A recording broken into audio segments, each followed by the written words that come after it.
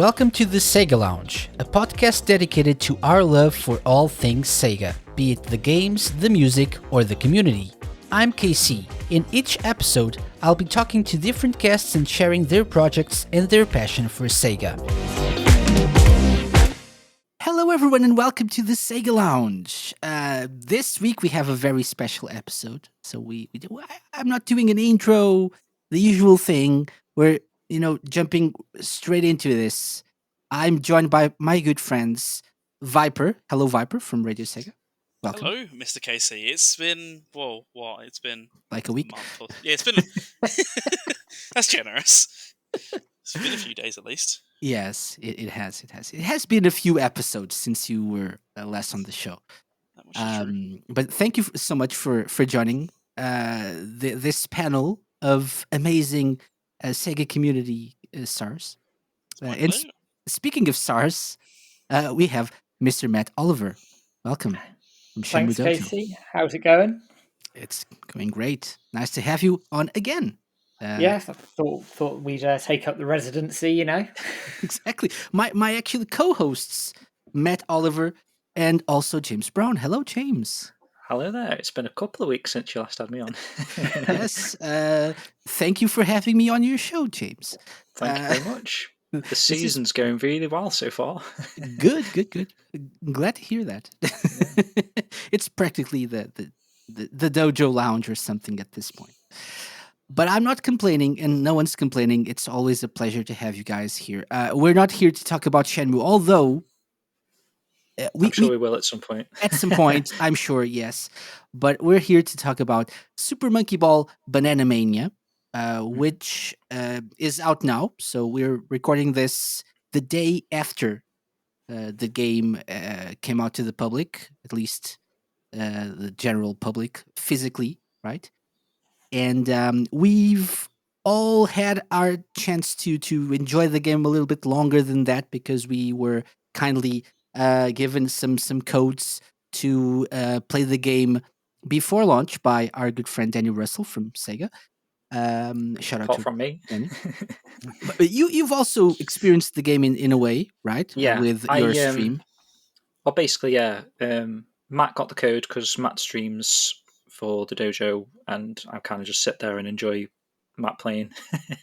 But he was playing the game with the code from Danny, so that was pretty cool. And I've actually pre-ordered the game myself for the PS5, and it came on Saturday, to be fair, so I have had quite a bit of time to play with it. And I've downloaded the extra DLC and all that sort of stuff. So yeah, I think I could give you a good amount of thoughts anyway towards the game itself. Excellent. Hopefully. Excellent. Yeah. I'll be honest as well. I was on vacation, so I got the code the day before I left, and I got it on the Xbox, so I couldn't take it with me. Should have gotten on the Switch. Damn.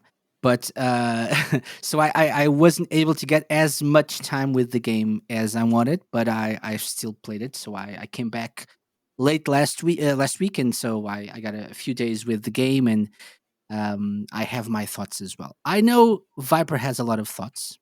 Mm-hmm. He's a thinking person. Some relate to the game. Some relate to the game, exactly. But before we get into that, let's try to share our experiences with the series. I'll go first because it's very short. What I have to say now, I haven't played much of Super Monkey Ball. I know it's a crime and it's a shame, but I haven't played much of Super Monkey Ball. I've played the original game on the GameCube for a short period of time. I didn't own the game. I played it on someone else's console. And then I played the which one was it? The mobile game, Sakura something, maybe. Yeah, sounds about right. It has got Sakura in the title. Yeah. So I also played that, and then I played Banana Blitz HD, and now Banana Mania. So that's my short experience with the series. Reason why I didn't want to do a proper review. I wanted to actually invite you guys to talk a little bit more about the game with me instead of me reviewing the game with little to no experience with the series. That's my starting point. What about you, Viper? My starting point with the series was kind of mainly through the Sega All Stars games, since I had such a massive presence in them for a while, and then that series dropped off the face of the earth, and it kind of reappeared in my life again. Probably around sort of the time when live stream was getting really big and kind of much more prevalent, so 2014, 2015. So kind of seeked out the game then, and just one of those things where even like such a short game, relatively speaking, it's only like got an hour or two worth of content in terms of single player. It's just one of those games you can go back to again and again and again. So started with Deluxe and then went back to the GameCube games, then tried to play everything in between since, which, as everyone is probably surely aware, varying results as the series went on. But it's nice to have a return to form in the return of Banana Mania, so I've tried to put as much time into it as possible and savour the moment, at least after so many years of kind of mediocrity for the series. Okay, fair enough. Matt. I mean, mine is probably embarrassingly short. I had it on the GameCube back in the day, when I had a GameCube and played it to death. And when I sold the GameCube, all the games went with it, and I didn't play another one until I got Banana Mania off of Danny a couple of weeks ago. So I'm coming in completely fresh from for what 19, 20 years ago, in fact. I think that's nice because I think depending on your previous experience with the series and especially the first two games, you probably have different thoughts, different opinions on this, let's say, remaster. I think so. I think it's useful to get people with different experiences with the series. I'm sure James has a different past to share as well. Um, Maybe. well, I mean, it's a bit of a strange one for me, really. I don't know. I don't know if I've got like these false early memories of the games. I was looking on my shelf to try and dig out like the Monkey Ball games I own, and I was shocked I couldn't find the original game for the GameCube. I've got no recollection of what happened there, whether I sold it or lost it or something. I do vaguely remember playing it though, with a GameCube controller for sure, the yellow thumbstick. Definitely remember the box art, so yeah, I'm not sure what happened there. So my early memories are pretty hazy. Um, but the first game that I definitely do own, that I've checked, I've got on my shelf, is the original Xbox Super Monkey Ball Deluxe, Hmm. which is a fantastic game. It's probably the version I sunk the most time into, and I can actually remember. I know Viper said it was like 2 hours long, but I can remember the end credits in that game where you're dodging the letters of the staff characters as they're dropping down and collecting bananas and stuff. But I was surprised the other night when before we did the stream, I was looking on Wikipedia at the released games in the series to see which I actually do own, and there's been like a game every single year from like 2001 until 2014. So I think it's been a pretty successful series for Sega over the years. There's been games on pretty much every platform, and even the Vita has got its own game. Hmm. And after looking at that list, I went on a bit of a shopping spree, and on eBay, I bought the Game Boy Advance game, the DS game, and I just went for like the cheap ones. I picked up the Wii Balance Board game as well, which was like a couple of quid. That's surely got to have the best control system, right? Of the games. Like, I'm not sure if you're going to touch on the little controversy with the controls in the new game that I've seen on Twitter and stuff, but I mean, you've got to take a moment to reflect on the pinpoint accuracy of the Wii Balance Board. I actually I thought of picking that up at some Mm, point in the past, but for some reason never did. Not sure if I regret it or not. I don't know. I'll But let you know when I get a chance to play it. I just need to dig the balance board out. But yeah, like I was saying, I mean, I think it's been pretty successful over the years, and I was thinking earlier, it's interesting. The character of like I, he's already like pretty recognizable Sega hmm. character. Like Donkey Kong is to Nintendo. Well, perhaps not on the same scale, but considering like Super Monkey Ball is probably like the first brand new Sega IP not on Sega hardware, if that makes sense. So like it came after the Yeah. Dreamcast, but the characters are still pretty recognizable as, you know, Sega's definitive mascots, as it were, kind of thing. But if you think of, say, like the All Stars racing games, you've got like Beat from Jet Set Radio and Ryo Hazuki from Shenmue, of course. So I think, you know, Monkey Ball characters are kind of up there with, you know, other popular Sega series. So, you know, Danica Patrick. Exactly. But yeah, I'm glad Sega are embracing it again. You know, the HD remaster a couple of years ago, like you said, and Banana Mania now. So, you know, it's seems like the series is back with a bang. Yeah. I can't wait for the next Danica Patrick game. On the She should PS5 have her own spin-off game, yeah. yeah, Danica exactly. Patrick remastered. Exactly. They have kind of become like, not mascots, but like very popular. You know, when you think of probably the top 10 Sega characters, you know, I could be one of those 10, right? Yeah, I actually was thinking about that when I was preparing mentally for this show, for this recording. Monkey Ball, so not Super Monkey Ball, Monkey Ball originated in the arcades, but then Super Monkey Ball is what everyone played, right, on the GameCube and so on. And I think it's actually, as you said, the first post Dreamcast franchise, post Dreamcast successful franchise for Sega, Yeah, which I mean, don't hold me says to a that. lot. That's just what I was thinking as well, I think, because it came out in 2001, which is be on the tail end of the Dreamcast. Yeah, So, and I think actually they were actually making it for the Dreamcast at one point, I think I read. probably. Yeah, And obviously it went to exclusivity for GameCube, and yeah, I yeah, think because the arcade game came on the for the Naomi did system. anyone So ever actually play the arcade? I've seen it on Google, like the banana joystick. Yeah, but don't tell anyone. Where did you play it? I can't say I've ever seen it. Where's an arcade for it? America. I mean, yeah, we'll go with that. Sure. Okay, I don't think it Okay. ever came in the UK, at least. It might have done, but I never saw it around here. I never saw it. yeah. So and it was sponsored actually. The bananas were sponsored. I think I'm not sure if it's. I read it.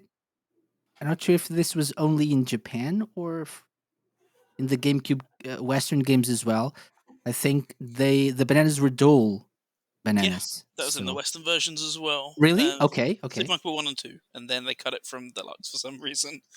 Yeah, yeah, is that's a that like a shame. licensing issue? I'm guessing. Presumably, yeah. Probably as per usual. Yeah.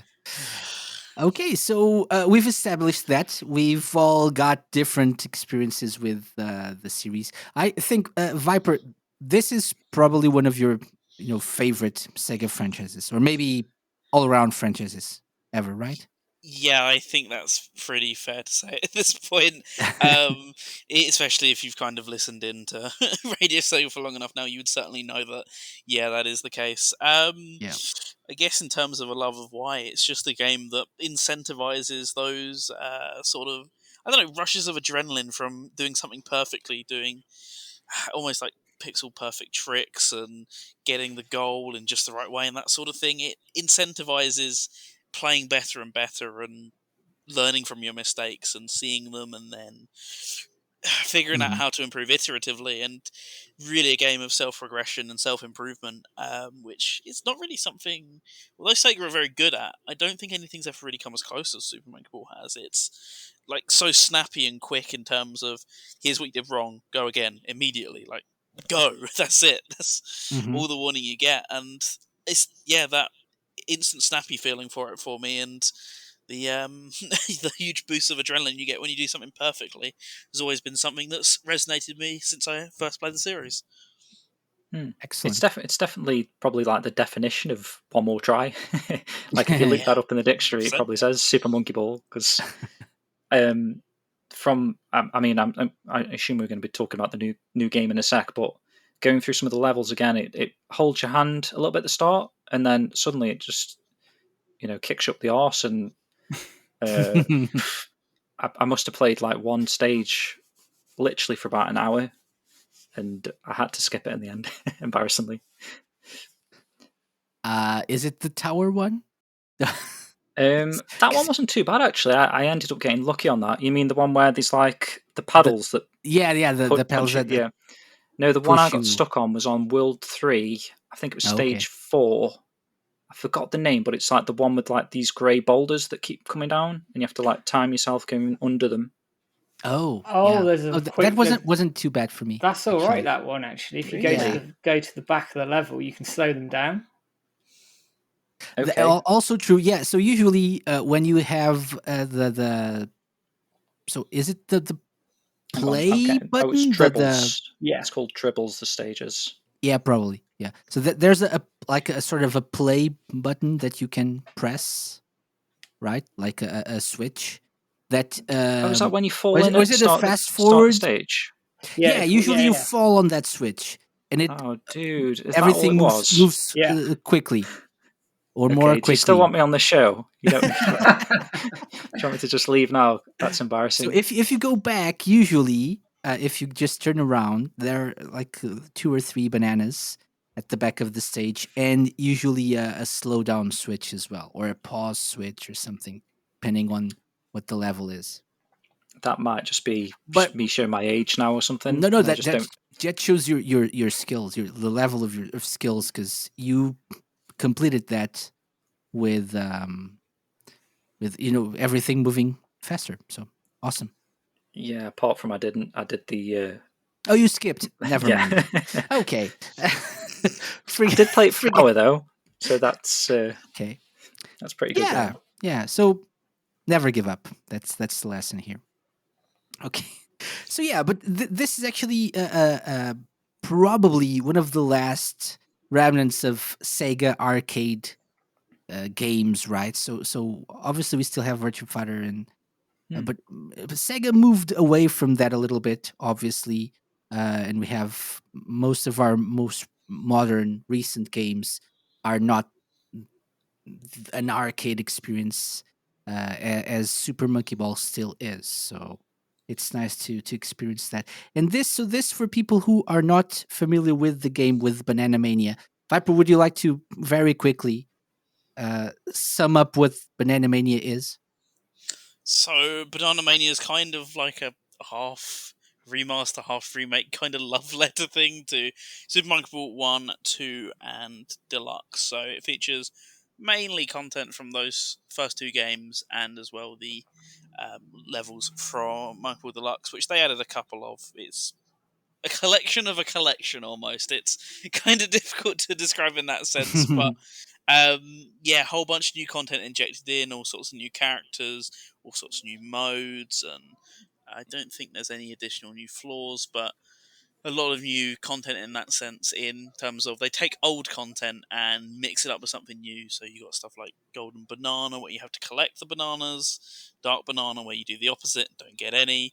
So it's a very good game.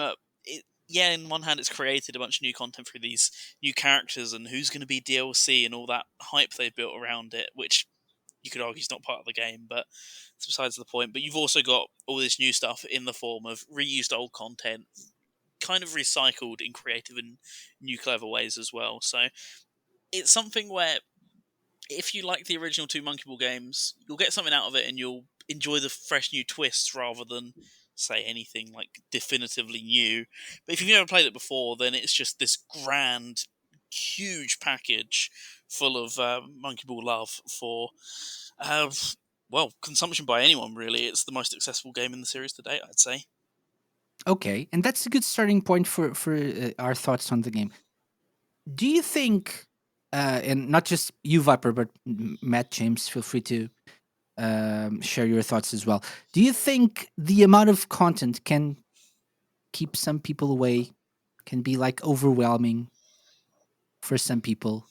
I think we've all at least read or heard of a certain um game news outlet that reviewed the game and said that was not too difficult, but at some point frustrating and always the same. So could this the amount of content in this remaster slash remake slash love letter to Monkey Ball be overwhelming for some people and keep them away from this experience? Um, I mean, it's difficult to say. From my point of view, there's much bigger, and just thinking about the Accuser series that's took off, and Judgment. Those games are massive, like 40, 50 hour sort of games. So in terms of content wise, you're talking about like fast paced stages that you just replay, and you're not committed story wise to almost finishing this game. So I'm not sure if like the amount of content's going to put people off. I mean, I don't know if you're sort of suggesting, say, like the trailer, how it said it's comprising of Super Monkey Ball 1, 2, and Deluxe, and people are going in thinking, Christ, that's like 3 games in one kind of thing, and it might be overwhelming. But I think if you're familiar with Super Monkey Ball and you kind of know what you're going to get when you get in there, you're expecting like fast-paced, fun stages, pick up and play. I think the fact that there's so much content is a positive, in my opinion. I do remember when they were tweeting out about the game early on. I think the Super Monkey Ball account said something like the unlockable characters you can get within the first 5 minutes, and I was thinking, oh, that seems a bit quick to me. I'm thinking like back in the day, to unlock a character, you'd have to complete the whole game and then play it on normal difficulty, then hard to complete another one. But actually, when you're actually playing the game and you actually see how much stuff there is to unlock, it does feel like a game from that era, really. I don't think we've seen too many games recently that have such a wealth of unlockables that you don't pay for. I know these paid DLC in Super Monkey Ball Banana Mania, like the Hello Kitty character and stuff, they're completely optional. But what you Mhm. do get in that point shop, I feel like there is a lot of stuff there to unlock, and playing the stages, trying to get faster time, and it's constantly rewarding you with these coins and stuff that you can then take into the shop and buy extra characters, buy different game modes. So yeah, I mean, there's a lot going on really if you think about how many different game modes there is.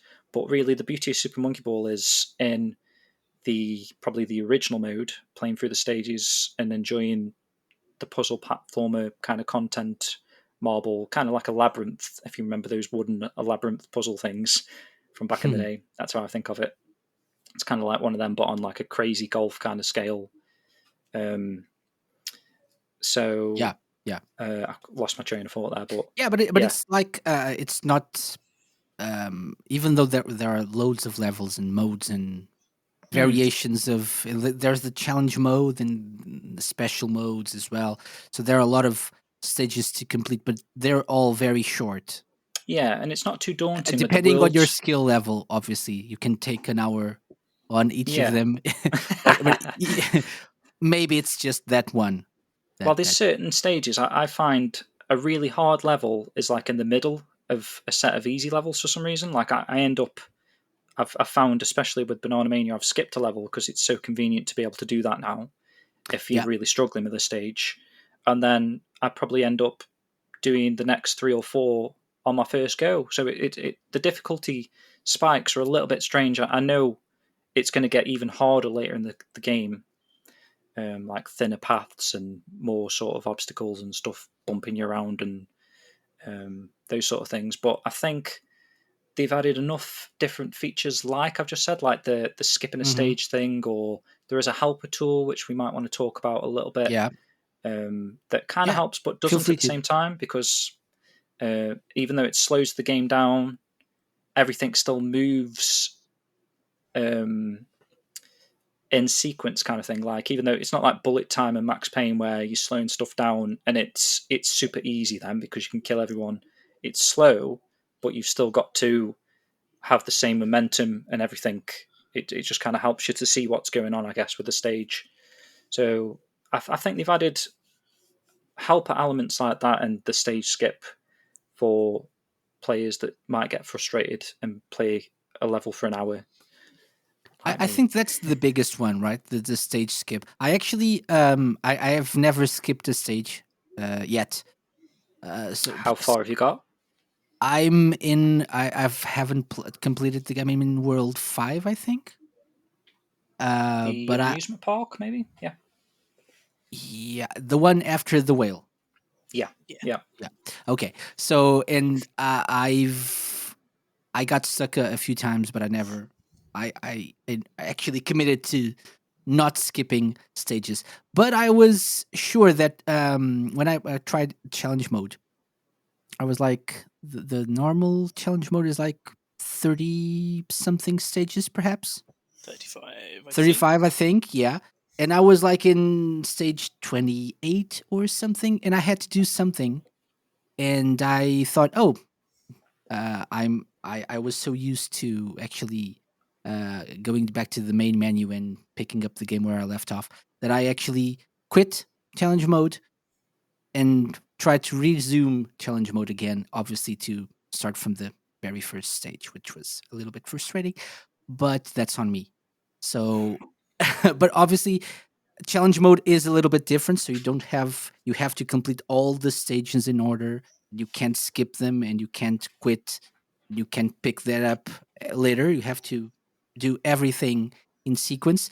But in story mode, so the main mode, you can um, stop playing, come back later if you're feeling frustrated, if you want to just play a party game or something and pick up where you left off. You can skip levels if they're too hard for you. So I think that actually is more welcoming to newcomers than the original games, right? Yeah. And one thing I forgot about that they've done with Banana Mania is no lives.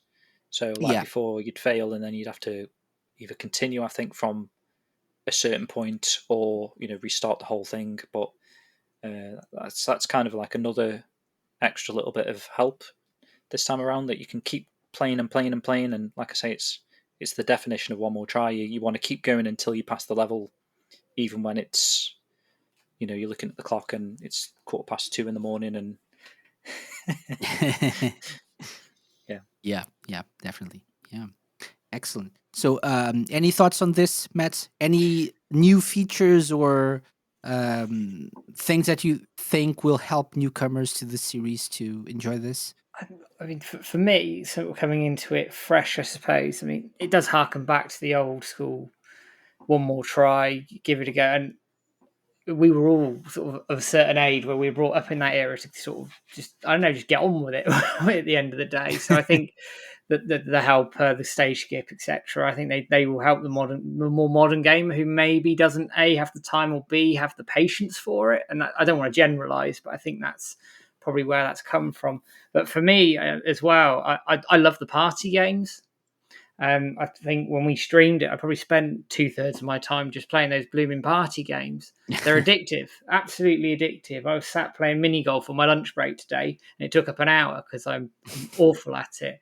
So I think those sorts of things, where especially I'm not sure if they're online. Those party games. I mean, it's a travesty if they're not. They're not. They're not. Unfortunately. They really should be because, like, for me, that'd be an absolute goldmine. You get a bunch of you on those party games online, and you'd kill an evening because they're addictive. I mean, the Hmm. golf's addictive. I was playing the boxing with where all the rings change, and I don't know. I just sat there, just kept going and going and going at it. And before I knew, an hour had gone by. I was like, "Oh crap! I better go to work again." It's so for me, from an accessibility point of view, having come back to the series after nigh on 20 years, those appealed to me. Maybe it's just what I like, but those sort of party games and getting people around and smashing buttons and just having fun, I think harkens back again to when online gaming wasn't a thing. You get all your friends round your Dreamcast or whatever. There'd be four of you huddled round a TV, and it just felt like that. As sort of brought back memories Definitely. of being a kid. Yeah, definitely.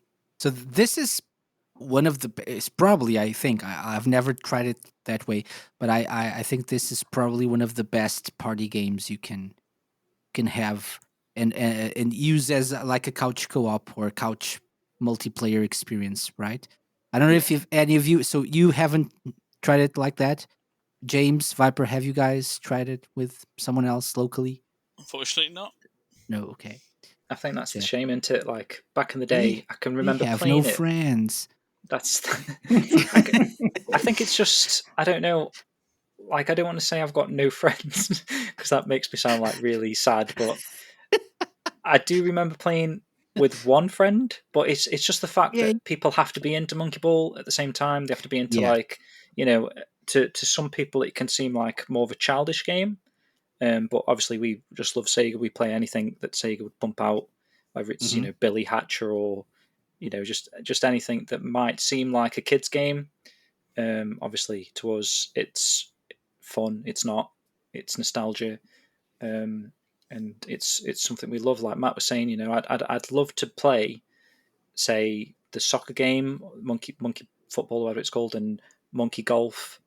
I kind of wish it was online. Like when I saw Matt play it the other night for the first time, and at the bottom it was a little bit deceiving. It said press Y or triangle to connect to the internet. I was thinking, oh, is this online? I hadn't actually heard whether or not you could play the It's party for games the online, and leaderboards. yeah, and then Yeah. I come to try it out on myself with my copy of the game that I got, and I couldn't figure out if it was possible, and then I read the back of the box and it says. Actually, it says network features on the back, which is deceiving. 1 to 4. It said Um, get friends. yeah, get friends, get your friends around. But yeah, I mean that's a shame. If that's something I probably would say is omitted from this game, it would have been nice to have that sort of online. I know it's expense for Sega. I don't know if they know how many sort of people are going to get back into Super Monkey Ball, but I mean they've done pretty well, I would say, marketing wise, with all these DLC characters. I feel Yeah. like at some point it was kind of turning into Sega's bloody Smash Brothers. People were referring it to like that, like what's this character going to be? And then we had the Gamescom reveal that was kind of like hyped up beforehand and that sort of stuff. So I think they've done really well at marketing, and yeah, I would have liked to have seen a little online mode with the party games so that I'm not sat there playing them on my own. Yeah, I actually enjoyed the last one that I played was Monkey Boxing, I think. Mhm. Monkey Fight? Yeah, that's really Monkey good. Fight, yeah. And that was a blast. Even with AI or against AI, it was just amazing. I had a lot of fun. I was like laughing out loud with what was happening and the animations and trying to not fall off the platforms. And I imagine that playing with friends locally is amazing. Actually, I imagine playing with friends online would be amazing as well. But I'm Yeah, guessing you'd have to make it work with all different platforms the game is available for. So Xbox, PS5, Mm. Switch, PC. So there are some costs involved that I'm not sure Sega is willing to take on at this point.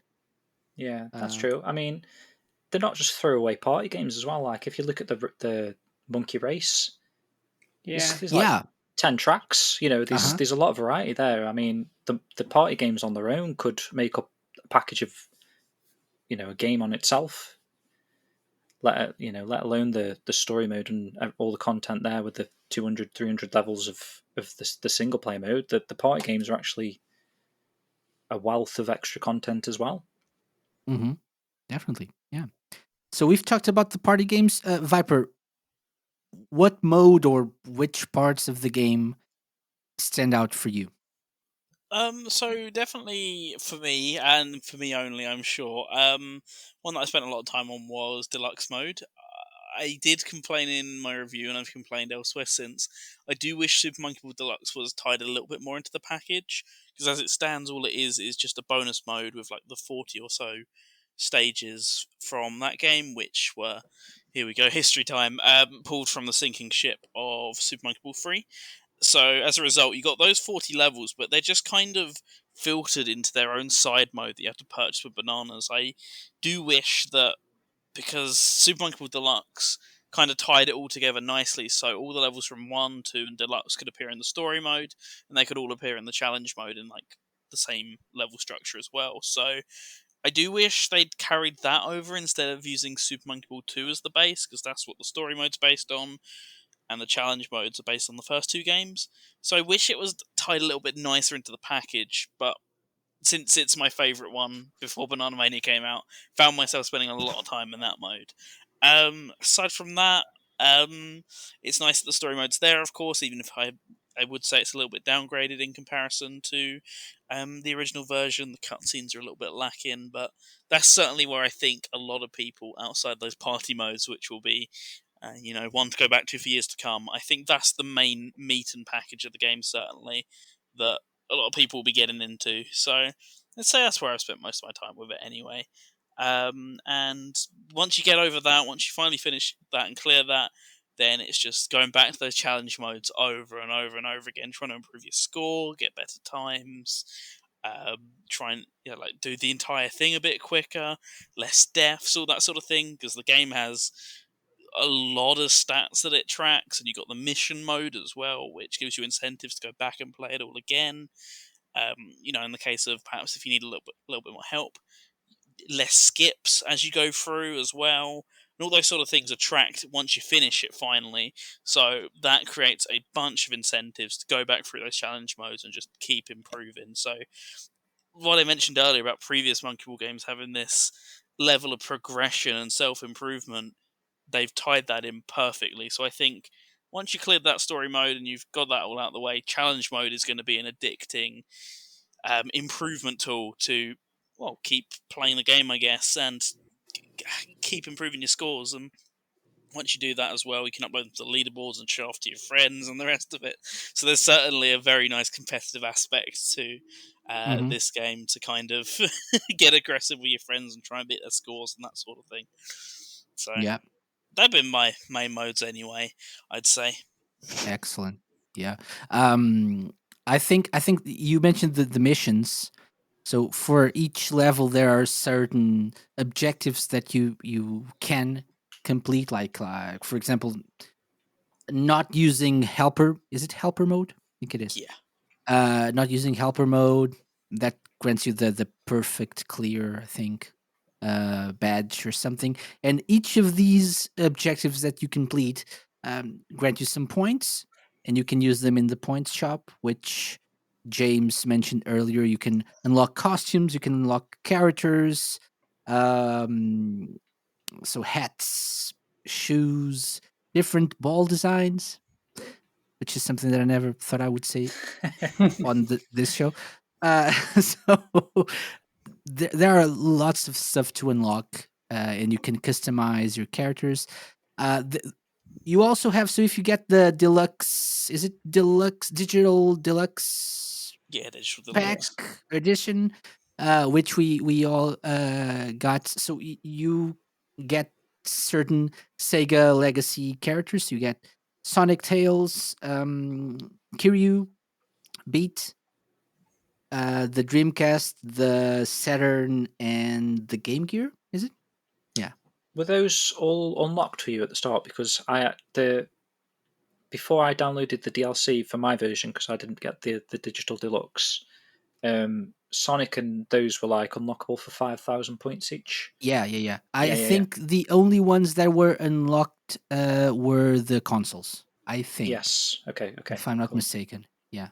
So, but Yeah. yeah, as James said, you can, as you said, sir, uh, you can unlock everything after like 5 minutes, because each time you complete a stage, you get a lot of points. So if each time you get a banana, you get some points.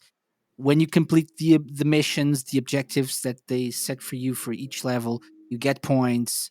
So it's fairly easy to, after maybe like, I don't know, a couple of hours, I would say, to have everything or most stuff unlocked, perhaps.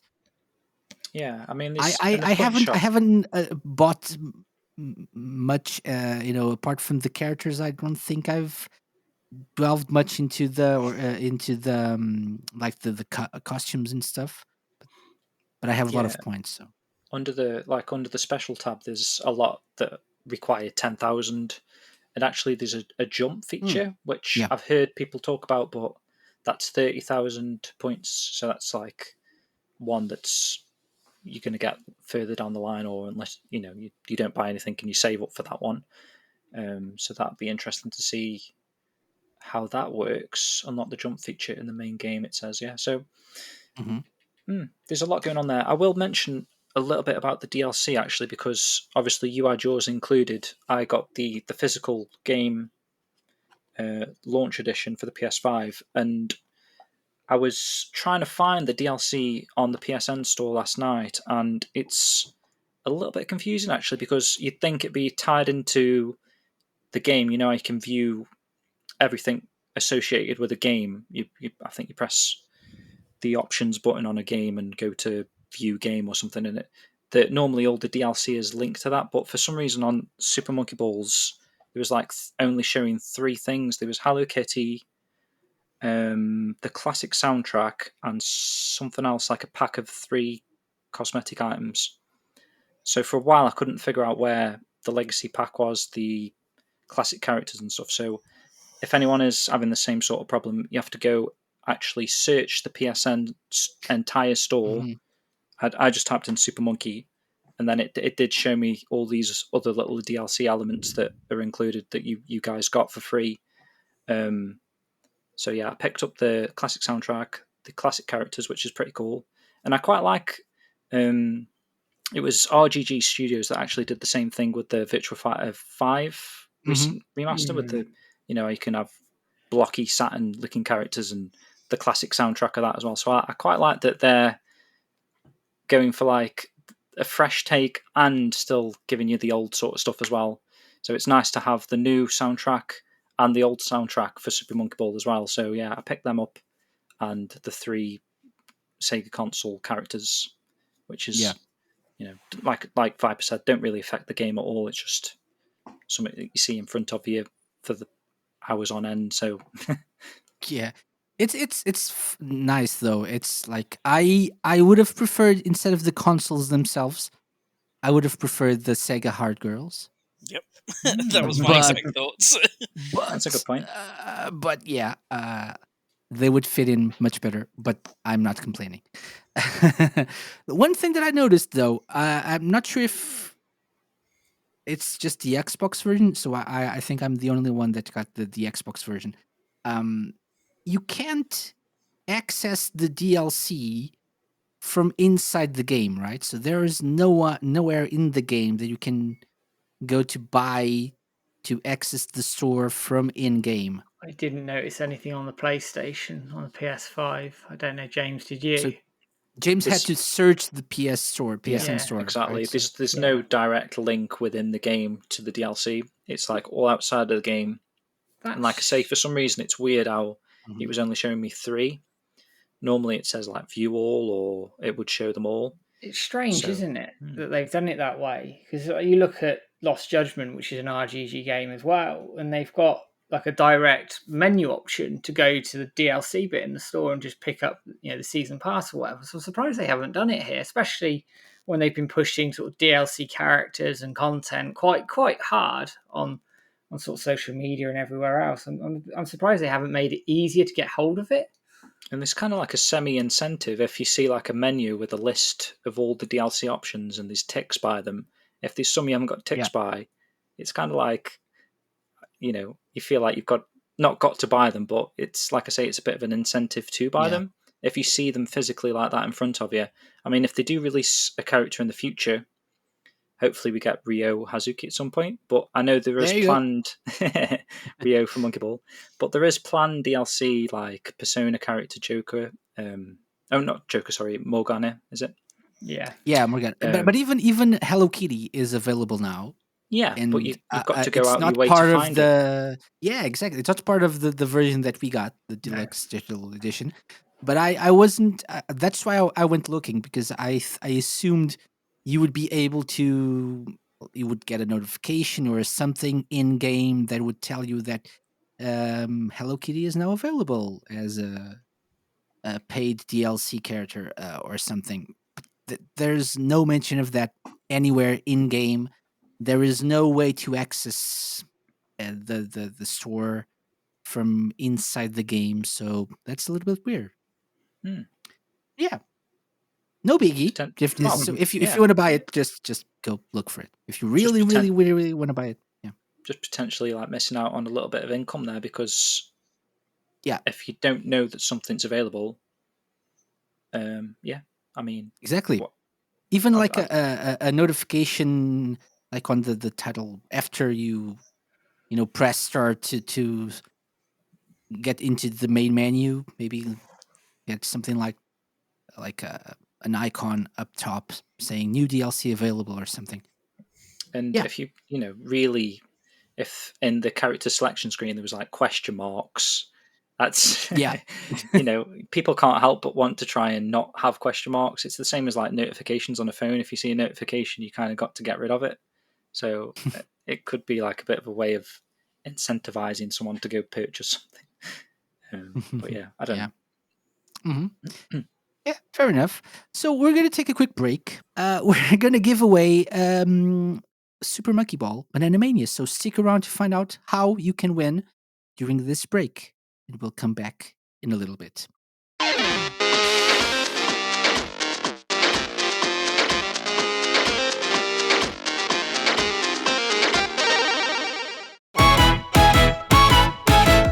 If you're listening to this show and thinking to yourself, man, I wish I could be playing Super Monkey Ball Banana Mania right now, then you're in luck, as courtesy of Sega of America, we're giving away 2 codes for both the game's Digital Deluxe Edition and the Hello Kitty DLC.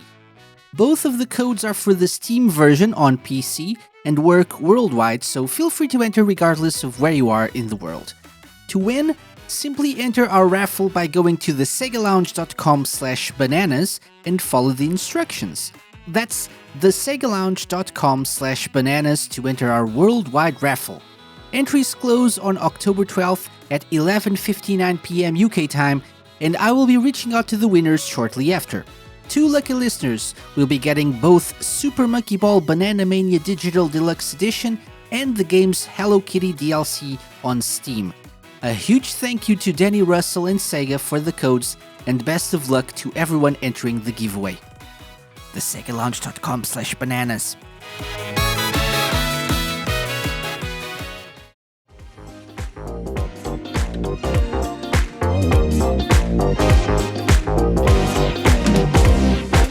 Welcome back, guys. Welcome back to the Sega Lounge. So, we've talked about new features, we've talked about DLC, the party games. One thing that I wanted to mention, I think Viper's been. So you've obviously talked about Monkey Ball a lot on Radio Sega in the Really? past. Really, yeah, maybe, and you've mentioned how little you enjoyed the more recent games in the series, right? So especially when comparing with the original Yeah. games.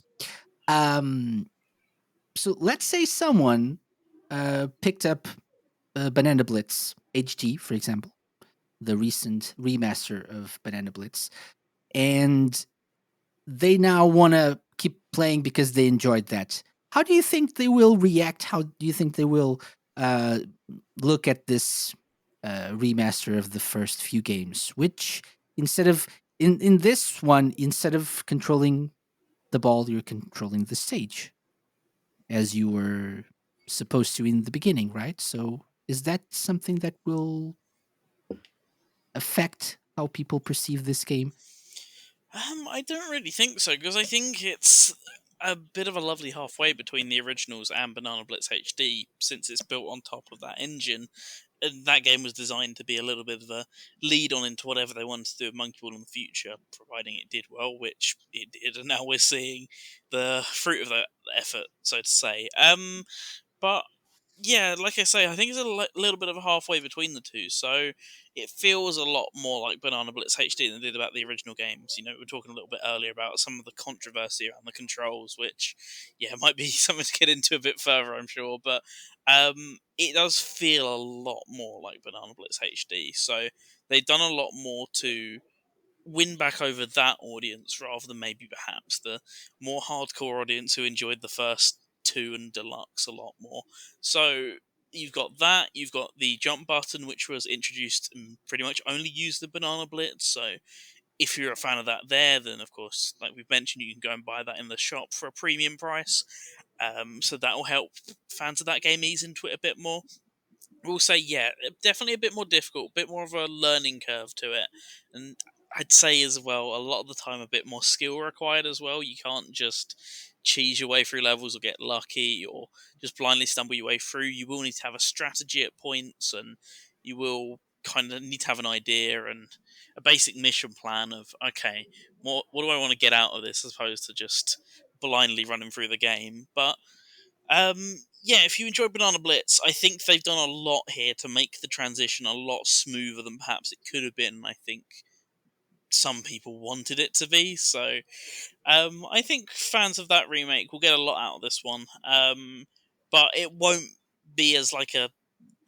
There'll be a little bit of stumbling as you get used to it, but it's a lot less stumbling than it could have been, if that makes sense. I think they made the Yeah. transition quite smooth between two otherwise very different games. Hmm. Excellent. Yeah. So yeah, I actually I you both you and James mentioned the jump button that you can jump function that you can unlock, you can buy with not with money, with in-game points. That will help if all you've experienced with Banana Blitz and you're used to that. You can use that as a way of maybe, I don't know. Actually, I've never tried it. Have you tried it, Viper? Yeah, it's actually a lot of fun, but It's as you can imagine, Super Monkey Ball 1 and 2 did not have it, so yeah. expect a lot of broken level design. But I think that's kind of the fun of it more than anything. It's fun to go around this game in a way that's non-intended and just, oh, look at this difficult stage where I've got to bounce on a tightrope for like 30 seconds. Nope, just jump around it. 2 seconds, done. That's the beauty of it, I think. So I'm glad Yeah. they added it for the sake of. That's why it's a premium price, I think, as well. Just so once you're kind of done with the main core of the game that you want to play, it's like, yep, go mad. Yeah, excellent.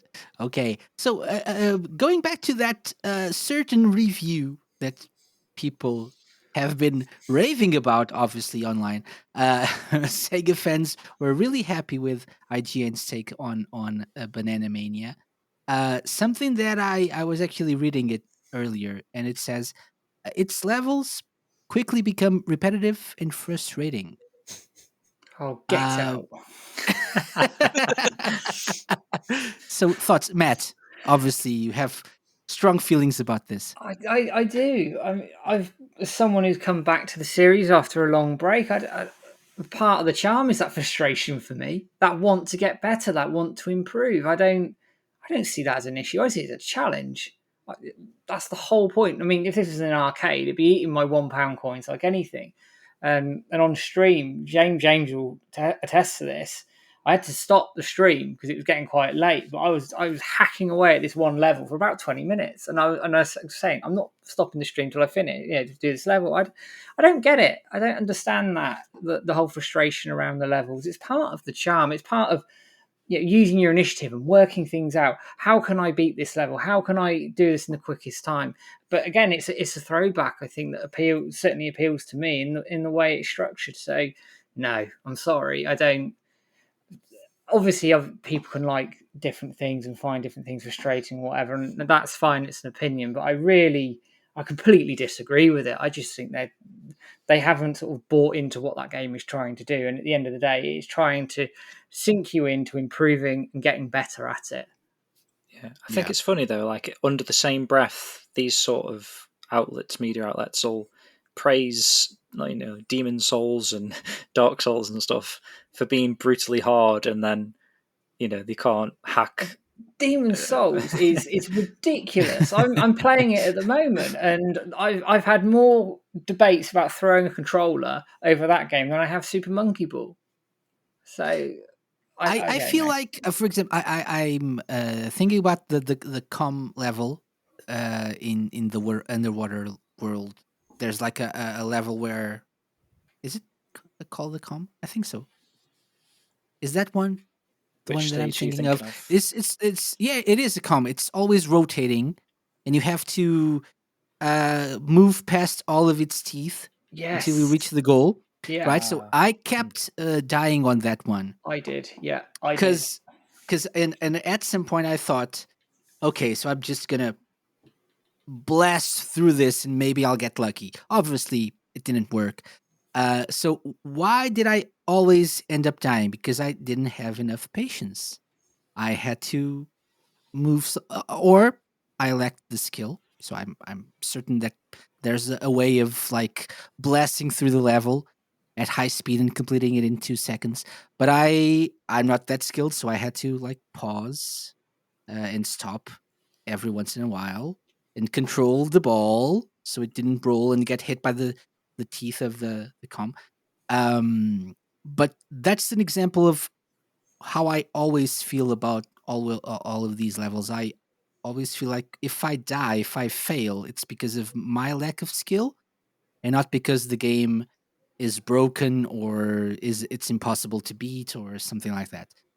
So Yeah, I don't. I, I I agree with get you the on that. frustration, but it's I get frustrated at me, not the game. If that You makes have to sense. you have to kind of like take a step back and just like look at the level. I mean, I don't know if any of you guys, maybe Viper or something, uses the little mini map, but I have found myself if I'm really struggling on a stage, I'll zoom out at the mini map a little bit and just kind of get my bearings a little bit for like why am I failing so much, and you can see some of the obstacles they're actually moving on the mini map. So these things like that can kind of help you think about your next decision before you tackle the stage again.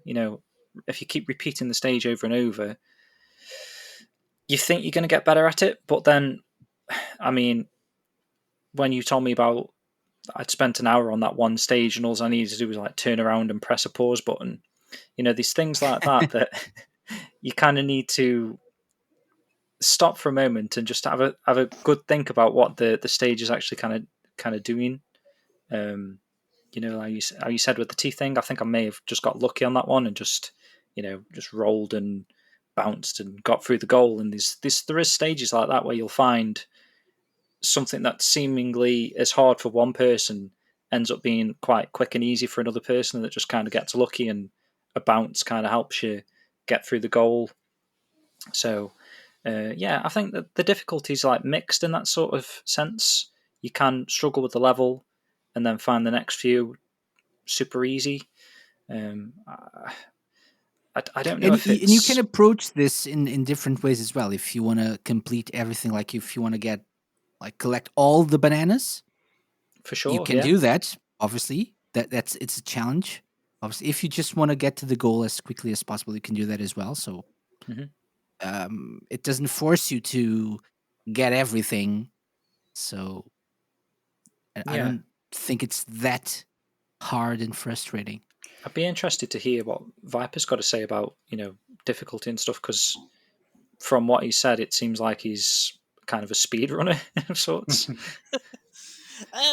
Well, it's kind of tough to say. I guess it's one of those games where the more you play it, the better you get. So it's like, oh, that level, okay, I know what to do here. So I'm still wouldn't call myself the greatest player in the world. Like I'm still stuck on those bloody master levels at the moment. And like Casey said, you can't quit and go back. You got to do it all in one foul swoop. So um, certainly, I'd say some of the levels are far more frustrating than they need to be, but the genius of Monkey Ball is a lot of it is trial and error, and I also think that's the genius of then removing the life system to flourish a bit more. But um, as a whole, yeah, the challenge is kind of all over the place. In certain places, it'll be a bit easy, and then you'll find a really difficult stage, and then you'll go a couple more, and then 5 levels later, there'll be another really difficult stage, which you find yourself stuck on for 20, 30 minutes or so. But as a whole, I think the game gets the challenge right because, as has been mentioned, it's never really the game's fault if something goes wrong. Sure, there's some frustrating and gimmicky levels at times, but you can always kind of see where your mistakes came from. It's never really, oh, the game pushed me over there, that's why I failed, or that sort of thing. But I think as well, going back to the IGN review, I think it's repetitive. That's kind of uh, another moot point because the whole point of it is I keep saying it's iterative. So, for example, in the Monkey Ball 1 challenge stages, in beginner you've got Exam A, which is a test of all your skills up to that point as the final level of beginner.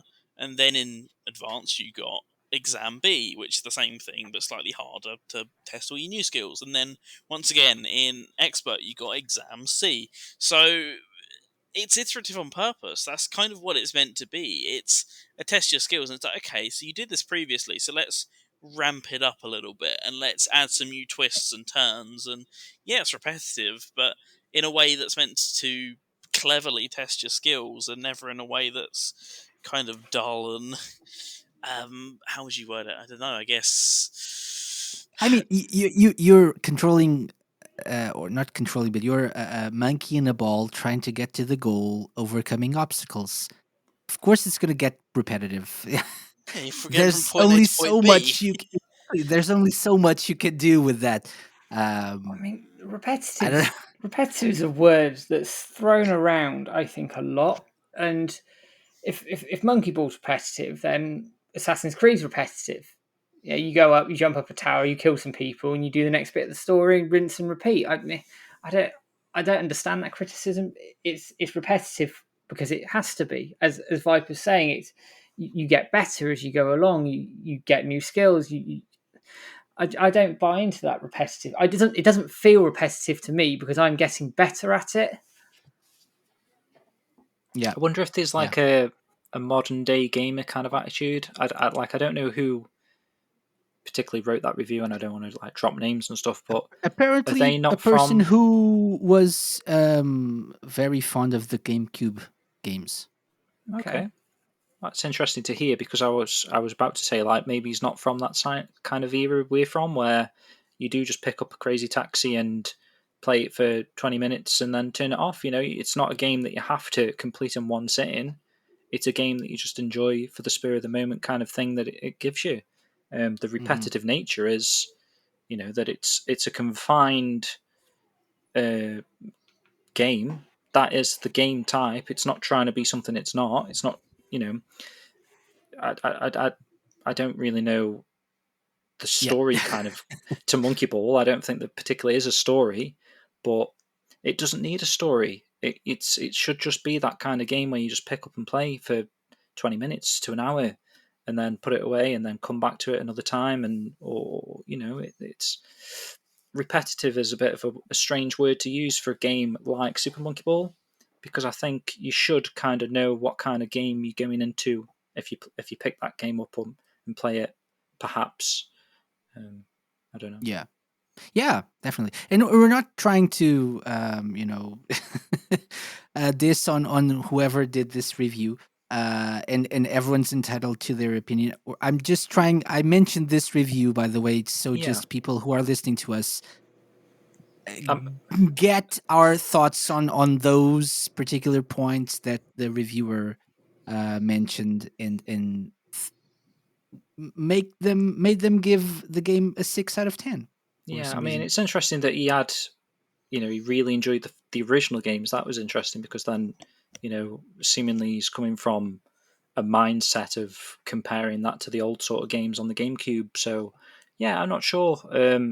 Again, I'd be interested to hear Viper's take on the controls, because it's been so long, really, that to me, when I'm playing Super Monkey Ball Banana Mania, it feels like how I expect it to feel. I don't feel like the controls are making me play worse, or I think I've seen videos on YouTube about people talking about the dead zone on the thumbstick not being a square and it's like a circle or something. So there's like intricacies there that you can't really do on Banana Mania, and I think there might be a fix for the PC version or something I was reading. But to me, playing the game after so long, I and not really a competitive kind of guy, where a minute millisecule of movement is going to really make me aware that that's the case in Banana Mania. To me, it just seems fine. I don't know if anyone else shares that sort of opinion, or Viper might disagree a I little mean, bit. I don't know.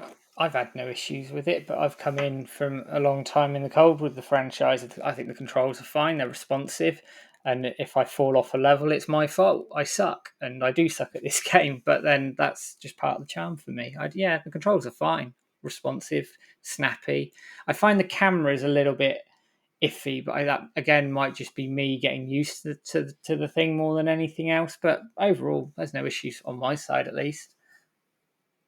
I think you can't really move the camera that far, so that's my only main issue with the camera. I think in certain stages it would be useful to just get a like a you can pause the game and view the stage, like get an overhead shot of the stage or something. But it would be useful to get more control of the camera, perhaps, or maybe not. I'm not sure.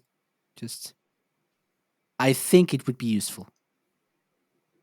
Is that something you could do in the old games? I can't really remember. I don't know. I don't know. Yeah. That's why I'm saying I'm not sure if it's useful or not. I just Hmm. assume it would be useful to get more control over what you can see while playing the game, while rolling. Yeah, I did find on that, the stage you're on about, Casey, where you get propelled up the big tower and you're flying in the sky a little bit. Yeah. I Yeah. did feel like at times I wish the camera would let you loop down Uh-huh. quicker so that you could see Exactly. where you're going to land, because that was, even though it didn't take me as long as it did, I think from what you were saying, I got a bit lucky and landed on the top, and then I rolled into the goal. But like you say, if you could turn the camera to face down a bit quicker, that probably would help, of course. Mm-hmm. Yeah. I know you can change the sensitivity, but even at 5, I switched it to 5. There's seems like it stops at a certain point. Yeah, it does. Yeah. Yeah. Yeah, it's It's fairly. sort of fixed. You sort of look left and right, up and down a little bit, but but then I suppose this is sort of me being used to modern games where you can have sort of that 360 view where you can just move the camera as you see fit, and it's at most a minor gripe, and it's just something I would just get used to. It's just what it is. Yeah. Yeah. Get good. Anyway, so I think we've shared our thoughts. I think we all agree that this is a great game, fairly enjoyable by anyone, I suppose, unless you're not into like arcadey I'm type going to put a games. disclaimer on it for the soundtrack. Actually, the damn theme tune gets in your head. Like did it. I was like, oh, for God's sake, because I was sat humming it at work. I know. My wife's complained. Did you guys That's what I'm see gonna say. the Tokyo Game Show? Like, I think it was the last day of the Tokyo Game Show on the Sega YouTube channel, the Japanese channel.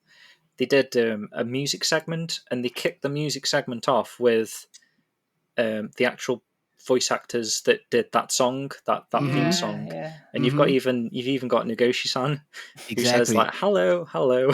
It's amazing. Yeah. So I think we need to at the end of this episode we need to sing that hello hello Did you want to banana. talk about the music at all? Like, I know I've heard people talk about the EDM sort of new soundtrack, but actually I quite enjoyed it. And going I into did too. Yeah. yeah, and going into the game, I was trying to think back to like the early games soundtrack, and actually it's not that memorable. Like if you think of like a Jet Set Radio song or something, you can kind of hear it in your head, you can hum it, you can sing Concept of Love and that sort of stuff. But the Monkey Ball series, for me at least, doesn't seem to have that kind of music. This is going to be a bit of a weird take, but if anyone ever remembers it, like a children's game show back in the early 90s called Finders Keepers. Oh yes. Yes, okay, cool.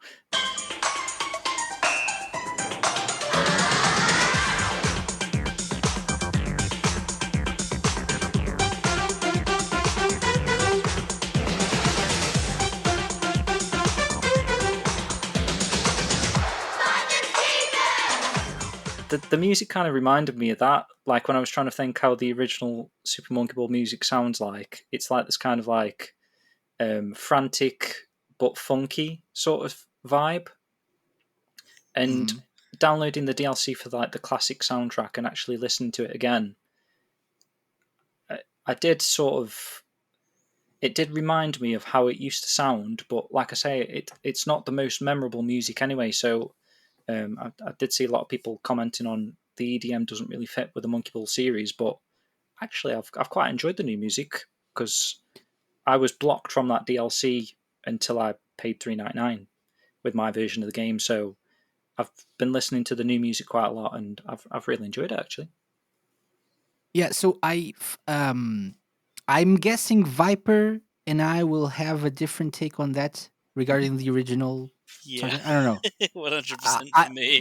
My opinion is different because I played a lot of Monkey Ball music on Radio Sega, and so I'm accustomed to hearing that. And when I actually played, most of the time that I've played the game, I've used the original, the new soundtrack. So I do enjoy it. I think it fits. No complaints there. But when I turned on the original songs, I said, this is it. This is where it's at because I'm more familiar with it. But I'm not saying it's better. It's just more of a familiarity aspect that I have with it because I've played a lot of Monkey Ball music on Radio Sega. I'm guessing Viper, being a big fan of the originals, will probably enjoy the music because of that as well. Yeah, for sure. For me, Banana Mania's music is more good as like an album than it is as an in-game soundtracks, I'd say, because I really do like it. I like it a lot, but I just feel like having spent so much time in those levels and knowing what they should sound like and all that sort of thing in the original versions, at least, when you go into it and you get some of these stages, they're almost like obliterated by EDM. And it's one that I brought up in the Radio Sega review, but it's the bubbly washing machine in the original. It's even one that I use as talkbed music on my show. It's so like calming and serene and just nice and happy and chirpy, but just calm and mellow enough. And then you get into the new soundtrack and it's like this EDM dubstep banger, and it's like it's a nice song, but what happened? And you get a lot of things like that where maybe, yeah, it's a great song. I love it, and I'll definitely be listening to the digital release, which they keep hinting at, which is nice. Um, but yeah, once I got access to the soundtrack Switch, because the Steam version in pre-release didn't have that for a while. So once I got access to it, once I'd finished the game or done all the stuff I wanted to do in it, it was like same with Case. It's like it feels like I'm back at home again in a sense. Just nice and calm and relaxing. Everything sounds as it should. Nothing's out of place. Everything's perfect. That sort of thing. Yeah, my feeling with that is just because I know the songs. I don't really know where they're supposed to be playing, but when I switched to the original soundtrack, I noticed myself. I was frustrated at my lack of skill, and at the same time, I was smiling because the music was good. So yeah. What about you, Matt? I mean, I'm coming in again from my memories of the original soundtrack are very. There aren't many because it's been so long, but I think for me it felt like old school Sega music. Certainly in the early levels, I'm on World 4 at the moment, so I haven't got all the way through the story mode yet. But I felt they fitted quite nicely. I mean, as I say, the theme tune, damn them seriously, because it's stuck in my head. I'm going to be humming that for the rest of my blooming life. I don't. It's just. It's got that hook. I don't know why. It's just got stuck in my head. But the whole soundtrack for me, it just fits. It doesn't. It just feels like a Sega soundtrack. And given the wonderful soundtracks that are out there for Sega, I mean, you talk Virtua Fighter, you talk Shenmue, you could go even Lost Judgment and the Yakuza series has some fantastic, especially Rocky stuff in there. I just sat and thought this is a top quality Sega soundtrack that fits the levels perfectly and didn't get in the way of the experience of anything and it enhanced it for me. Yeah, I wonder if it yeah, is a case yeah. of like hearing new music for old things that Probably. it instantly deters you a little bit, like Viper was saying. As soon as you put the old soundtrack back on, it felt familiar again because obviously that is the familiarity. It's going to happen to us though, James, isn't it, with this anime when it comes out? Because I guarantee you there'll be some soundtrack new songs coming to that we've already associate in our head as a certain Yeah. song, and we'll experience that same thing, I'm sure. So for me, coming in I'm away, guessing it's more like the release of Crazy Taxi without the Offspring and Bad yeah, Religion soundtracks. that hurts Yeah, a lot. that's a That good, hurts a good lot, right? So it's a good it's comparison. not that the music is.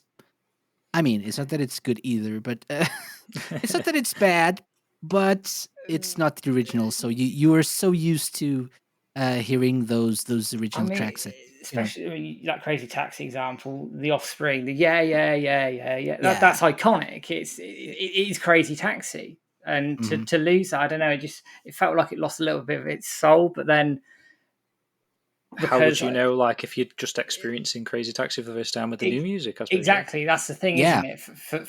For me coming in fresh, I have no real recollection of the old stuff. So for me, it sounds the new music sounds absolutely fine, but I can appreciate where Viper and Casey are coming from. That actually hearing the old stuff and then compare it to the new stuff and where it all fits, I can see where that comes from. Hmm. I Yeah. just love the fact that they've give you the option again. Same with Yeah, like I was Oh, saying with the definitely. Virtua Fighter series. Um, I think that's a good way of doing things going forward. To be honest, if you're going to remaster something, why not make new music and keep the old stuff as well? It's a good way of doing it. We get double the amount of music as well out of it. true. Yeah. And going back to the start of this conversation, the amount of content. So we started on that, but the amount of content included in this, the DLCs that you'll still get in the future, the ones included in the digital deluxe edition, the costumes, the unlockables, the different modes, the party games, everything that you get. So this is for someone who is a fan of Super Monkey Ball. And as you said, James, it's amazing looking back how many games came out in the past like 20 years. Yeah, well, like I say, Um, from 2001 to 2014, I was surprised to yeah. see a game every single year, which um, it kind of shocked me actually because I was digging out my own games. I got the Uh-huh. original Xbox game, I got the Super Monkey Ball Adventure on the PS2, and seemingly in between all those things are like you got the DS game, Game Boy Advance game. I, to be honest, I didn't even realize. I should realize, being on the show, that there was a sequel, Super Monkey Ball 2, on the GameCube. Yeah.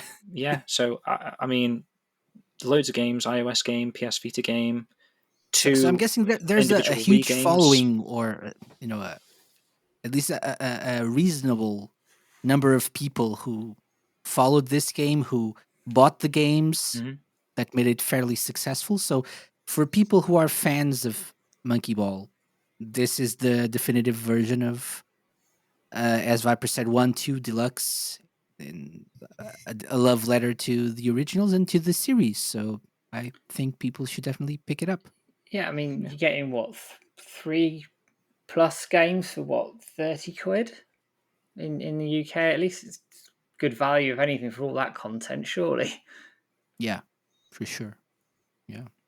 Okay. So one question that I wanted to ask you guys. So like as to wrap this up, um, how do you think this will affect? What will this mean, Banana Mania, for the future of Super Monkey Ball? Because um, as James said, we had a game like almost every year from 2001 to 2014. Then we stopped. We had Banana Blitz HD recently. We have this Mhm. Mania, Banana Mania compilation, remaster, remake, whatever. Does this mean that we'll get more Monkey Ball in the future? Do you think there's a market for that? There are enough fans, enough gamers wanting to get more Monkey Ball content in the future? How do you feel about that? I personally hope so. I mean, it's the same with Virtua Fighter 5 Ultimate Showdown. It's interesting Sega's position on these sort of IPs, whether the gauge in the market to see how well this successfully sells for newcomers to the series. Perhaps they're watching the figures to then move on to a Virtua Fighter 6, maybe to a Super Monkey Ball, whatever the next title, big title would be, number 3, I suppose. I don't know if they never released a 3 because it turned into DX deluxe version or whatever. Maybe that could be the revival game that turns heads a little bit. But it depends what kind of route they're planning of going down. I don't really know. As an outsider looking in, hopefully, like I was saying earlier about the marketing strategy with the downloadable characters and the way that they've gone about doing that to generate hype. Sorry, I think that can only help sales of Super Monkey Ball Banana Mania, because you're not only targeting Sega fans, you're targeting Atlas fans, Yakuza-based fans. Hmm. You've got, I don't even know, was it Slime Rancher, Hello Kitty? Yeah. If people are picking the game up just because they like those characters, then there's extra sales there out of nothing, really. I think it also sort of fits Sega's more recent model of exploring their old IPs, be it through licensing them out, like Streets of Rage, Shenmue 3, Panzer Dragon, etc., or as you say, like with Virtua Fighter 5, where they're sort of dipping their toes in the waters a little bit and going, is this successful? Could this be successful? And then sort of taking things on from there. So it fits their model. I'd love to see how well it's done in terms of sales, in terms of people picking up actual like numbers playing it, because I think the potential's there, and I really do think there's a market for this sort of game, especially if they wanted to go down the mobile route of game. Given how addictive it is, they could certainly explore that option. Although I know their sort of checkered history of mobile games recently might be something to be desired. But I think there's room for these sorts of games. That why shouldn't there be? And I think Sega knows who their iconic characters are. I mean, like I was saying towards the start of the show about the Sega All Stars branding that they were doing a few years ago. I would like another game in that series as well, to be fair. But they know who their iconic characters are. So if they are testing the waters with some of their old IP, they know they've got nostalgic fans like us that will lap up anything they do. I know they've done a Space Channel 5 VR game. They're kind of revisiting these sort of old Sega IP characters that we've been craving for so long, that they were seemingly ignoring. I think they're doing a decent job lately of kind of like bringing those old characters back. Perhaps we'll see a Danica Patrick game in the future, and Oh, oh God! Please, yes, please do that. yeah. Danica Patrick forces when, or maybe I don't know. Viper, what do you think about what will the future bring for this awesome series? So I'm going to be a little boring and say that I remember back in 2019, the official Super Monkey Ball Twitter did a poll, and the number one result of the poll was a Super Monkey Ball 1 and 2 remake, interestingly. And now, 2 years later, well, wouldn't you know, what do we have? But the secondary and, therefore all the other tertiary results as well also give an interesting insight into perhaps what the future could hold. Because you also had additional options like remakes of other games like Super Monkey Ball 3D or maybe even Step and Roll. But the second most popular option, as you'd probably expect, surprising it wasn't the top one really, was a true to form sequel. The Super Monkey Ball 3 we never got. So I think that's likely where they're going to pull inspiration from next. They have a direct response as to what the fans want, and Sega have been quite good about that lately and in the past as well. You had, thinking back somewhat historically, you had series like Project Diva come to the West for the first time thanks to Twitter polls and stuff like that, and you had the levels in Sonic Generations were famously chosen by a Facebook poll. So these polls say use quite a lot to determine the direction, and this direct interaction seems to be what they've been kind of fostering on even for as long as the last 10 years, even though the brand strategy seems to have changed to be more nostalgia based recently. They've always been very good at directly reaching out to the fans, and they've said this is what we want. So I think that we're going to get what we want. So yeah, hope we get that true traditional Super Monkey Ball 3 that we've all been pining for many years now. And I do think there is a bright future ahead. We know that Banana Blitz HD sold decently well, enough for this to be a thing, and this seems to have pulled in all fans from all walks of life. And you got people who perhaps wouldn't have played it before, but there's Sonic in it, and there's Kazuma Kiryu in it, and you got Beat from Jet Set Radio, and maybe Hello Kitty. you got Hello Kitty. All the Sanrio fans are screaming from the rooftops, and all the Monster Rancher fans are desperately picking up the copies, all that, I'm sure. But yeah, you've got now suddenly this mass appeal from all sorts of franchises that you can now bring to this, and you've got all these people who, maybe they collect Yakuza games, for example. Oh, look, I've got to get a copy of this on my shelf. So they've expanded the audience. So I think they're going to see an excellent return on it, in my opinion, at least, especially if they're wise with their sales. I mean, it's already a very attractive package for the price already. So, if they're clever with like Steam Winter Sales, Steam Summer Sales, those sort of things, I think they're going to have a grand return on it, and we're going to see a bright future, in my opinion. No longer just a side cameo in some All Stars or some random Sonic DLC. It's back in the limelight, and as has been alluded to all throughout the show, II and Co are very iconic to Sega. The first real, almost beacon of light after the Dreamcast death. It's like, yeah, look, we can still make new franchises, can still make new games, and Monkey Ball was really the first of that kind. So I think it's important they keep it alive for historical reasons, and I'm glad they finally remembered II and Co. And yeah, hopefully this is just one of many great games to come. No more like 6-year gaps for me, please. Just constant great games where possible. Yeah, excellent. Yeah, it's interesting how some other iconic like legacy Sega characters and franchises haven't been represented in more recent All Stars games, but we've always had II at least. So Sega do understand the importance of Monkey Ball, and hopefully we can get more uh, good games in the future, in the near future. And please, Sega, Ryo Hazuki as DLC, please. Hashtag Rio for Monkey Ball. Yeah, for By the sure. way, Viper, would you like? I know for me, Matt and James, we all want Rio. Who'd you like to have as like a Sega Legacy DLC character? Well, so that's entirely fair for me. I'm right there behind you all. But as you alluded to earlier in the showcase, I really would have liked, instead of those consoles, the lifeless animated consoles, to have the chibi versions of the Sega Hard Girls in there instead. That would have been an excellent use of the characters after they've sadly been long forgotten. You can see a tear in my eye somewhere. Yes. In terms of one that I want to see happen, and actually appears to be happening, according to some rather suspect tweets made by Super Monkey Ball and Danny himself, seems like there's going to be some Sakura Wars content in Monkey Ball if the stars align, and yeah, that would make me very happy indeed. So if that is indeed the case, then I look forward to it. Otherwise, I'm right there behind you with Rio for Super Monkey Ball. It's Yeah. a great shout. I don't know, between Rio and the Hard Girls. I'm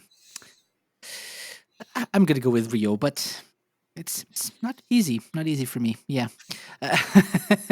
But yeah, let's go with Rio as my pick as well, because the Hard Girls aren't happening anyway. So Rio seems more plausible. Yeah. Sniff, sniff.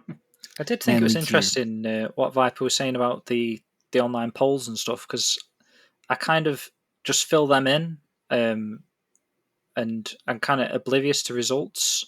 So it's nice to know that like Viper's obviously studied the results from those polls, and we are kind of getting what everyone is voting for. So it lends itself to, like, if you do see a Sega poll in the future or a voting thing, definitely fill it in, because it seems like they are actually following that in terms of what the next stage of strategy is going forward with old IP or whatever. So yeah, that's definitely opened my eyes a little bit to tick more Shenmue boxes, definitely, in those polls. Exactly. Excellent. Okay, so guys, thank you very much for joining me. It's always a pleasure to have you all on the show. It's I think people who are on the fence about this game definitely got something out of this. I hope this was informative and entertaining. Remember, guys, you can join enter our giveaway for Super Monkey Ball Banana Mania. If you follow us on social media, details will be there as well. But yeah, Viper, where can people find you online? They can, of course, find me on Radio Sega at radiosega.net, Fridays at 7 p.m, or over at rspicknmix.com, where all previous episodes of my show are available, or rather more boringly, on social media at The Green Viper in most places. Except Facebook and Instagram and whatnot. Well, technically, Facebook and Instagram.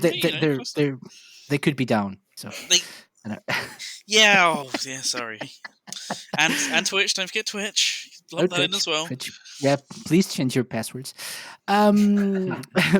Matt, what about you? Where can people find you? You can find where can people find you? Oh, it was more where can't you find us these days? I think we've plastered ourselves everywhere. I mean, we're all over Twitter. Shenmue _Dojo on Twitter. We're on YouTube. James and I have got our own sort of podcast running. So if you want sort of long form podcasts, then you know where to find us on YouTube. We're over on Twitch. We're over on Facebook. We're over on Instagram. Pumping out lots of Shenmue related content all the time. And as James is saying, we're going to be recording a new podcast episode.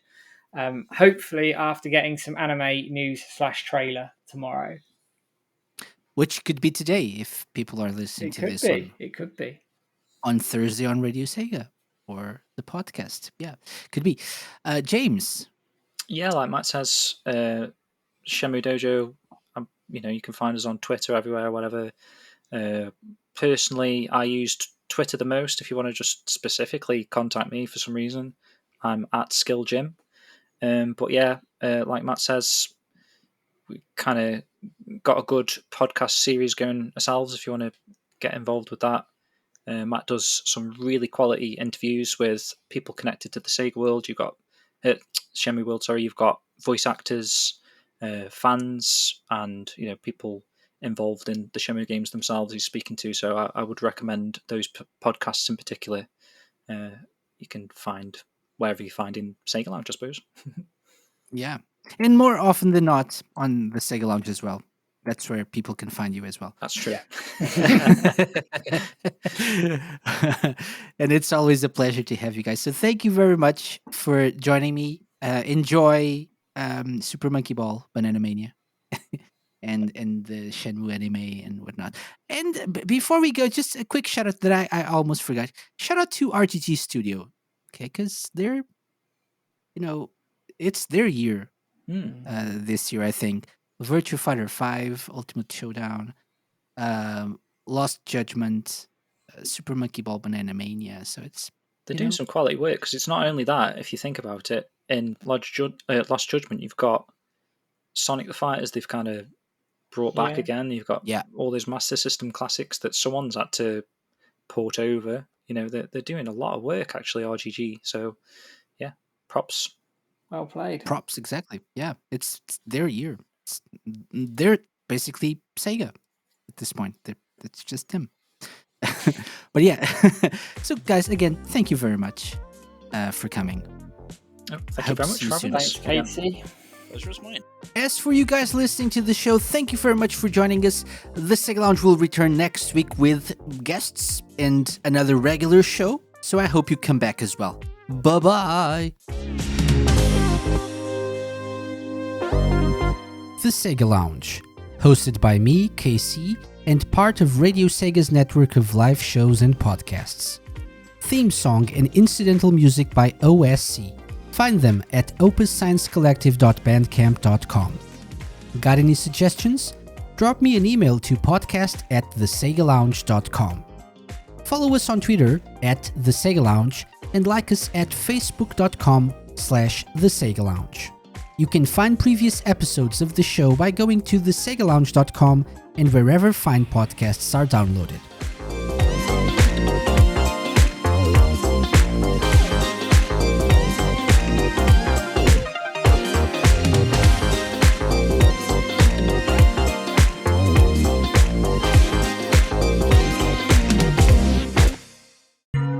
A Mixed On Productions podcast.